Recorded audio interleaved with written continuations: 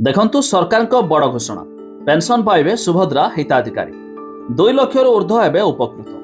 तेबे जदि आपण भी जने सुभद्रा योजनार हिताधिकारी आपण भी सुभद्रा योजनार टंका पाउछंती एबे आपनको मध्य मिली पारिबो पेंशन अर्थात प्रति मास आपण पाइ पारिबे टंका केमिति जा हमें वीडियो रे जानिबा एने एबे सरकार मध्य जारी कले आव एक बड़ घोषणा हेले ता पूर्व वीडियो को लाइक करंतु सब्सक्राइब करनथिले एबे सब्सक्राइब करी पाखर थिबा घंटी चिन्ह को दबाइ दियंतु।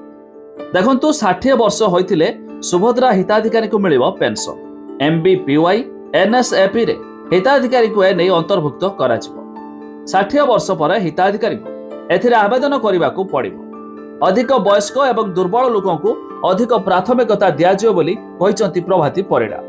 तबे मधुबाबू पेंशन योजना रे जुड़ी हेबे सुभद्रा हिताधिकारी ता छडा जातीय सामाजिक सुरक्षा कार्यक्रम रे मध्य शामिल हेबे सुभद्रा लाभार्थी।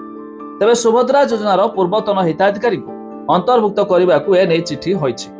60 वर्ष पर एमबीपीवाई एनएसएपी रे जेकोसी अधीन रे पेंशन पाई योग्य हेबे। एथिरे राज्यर 2 लाख रु ऊर्ध्व सुभद्रा लाभार्थी उपकृत हेबे बोली जणा पड़िछि।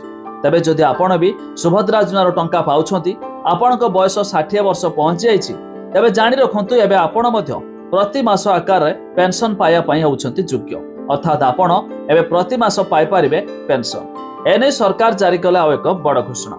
ता छडा जानि रखंतु एबे सुभद्रा योजना रे 3टी किस्तिर टंका अर्थात 5-5 हजार करी 15,000 मिल सारिछि।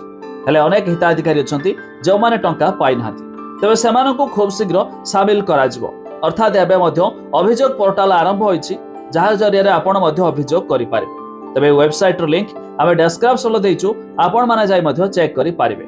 ता छडा सुभद्रार आउ एक किस्ती अर्थात चतुर्थ किस्तीर 5,000 टंका आसीबाकू जाउछि। तबे आपण माने केउ जिल्लारू वीडियो देखुचंती ता निहाती कमेंट करी जणाइबे।